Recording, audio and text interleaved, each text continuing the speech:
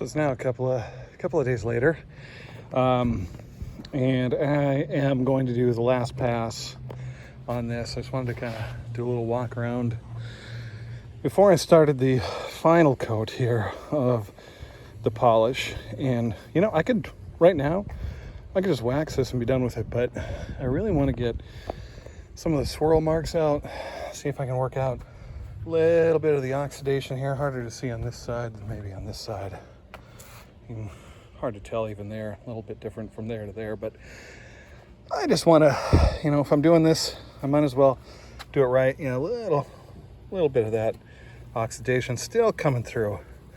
So I want to do this one more pass and then give it a nice wax and buff and be done with it. So I actually had to just wipe it down because it rained, so I had some stuff to deal with there. I didn't want to rub that into it.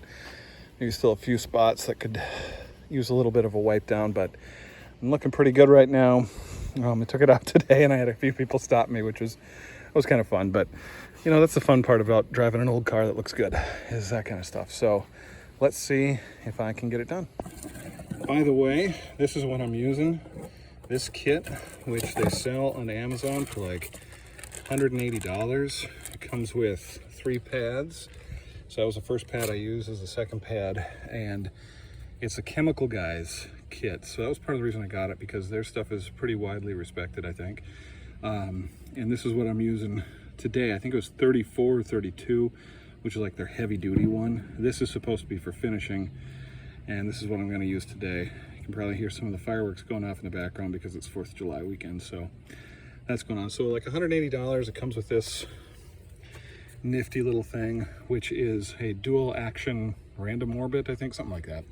Anyway, it's kind of what you need to have because it's not going to go too deep. It has 6 speed settings, so when I put it on speed 1 after putting those like 5 like dime size spots on the pad. I kind of spread it around, and then I do on 1 just to kind of get it in, and then 6 to polish it, and then you still got to wipe it down. So that's the plan. Okay, so I'm about halfway through the second pass on this, and I am astounded with like how awesome and shiny it is. Half of the roof is done.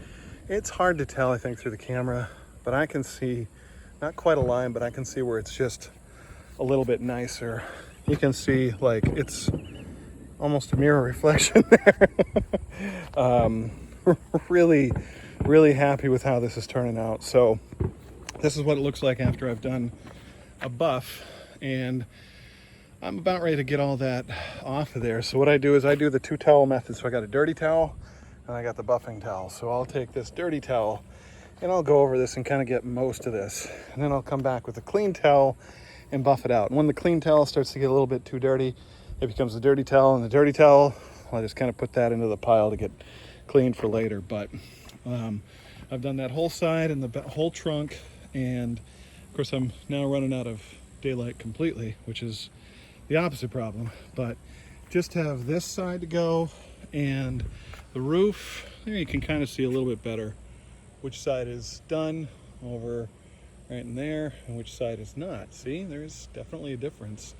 That high gloss shine is nice. And then once I'm done with that, I'm going to come back and I've got some Griot ceramic, which is going to be great to kind of seal this all in, make it nice and hydrophobic, and hopefully keep this shine. So I'm going to get back to it. All right, just finished the final pass. It is so shiny, it like hurts your eyes, doesn't it? So now I've got to go over it with this.